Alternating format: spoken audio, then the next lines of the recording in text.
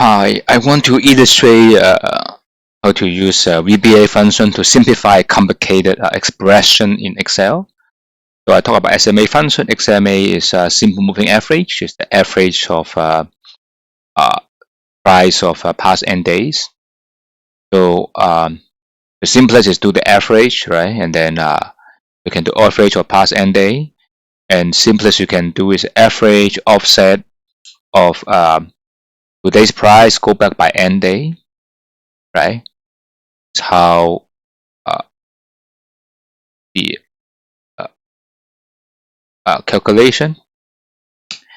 And then because you want it to be hold true for every n, so that's why you want to say whenever n number of days more than n, then you do calculation. So that's why we have this expression.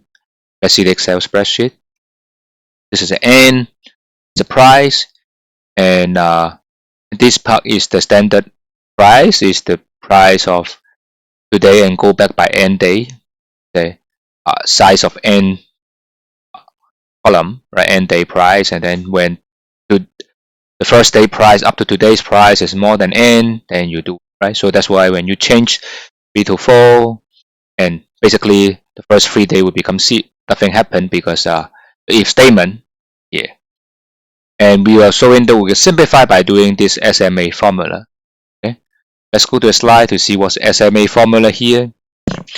The SMA formula here is the following. So SMA would take the first day, today's price, number of days, and the first day. And first we define day as integer or long, and then day will be equal to worksheet function.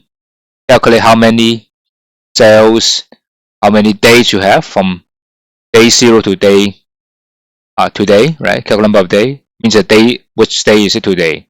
Okay, and the day of day is more than n, then you can start to do calculation, right? Because the starting from n day, then you have to do the n price, then you can do the calculation, the average price.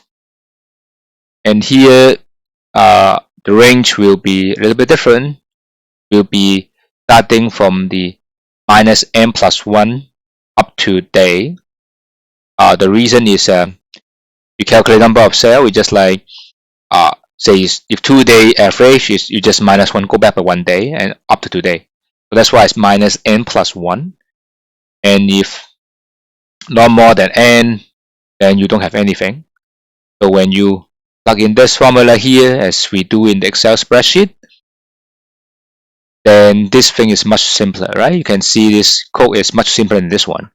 So when you debug, then you go to the Excel spreadsheet.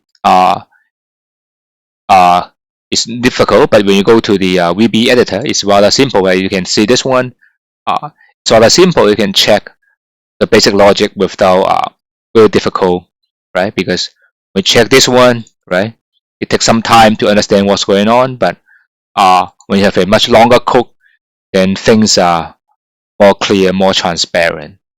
Thank you.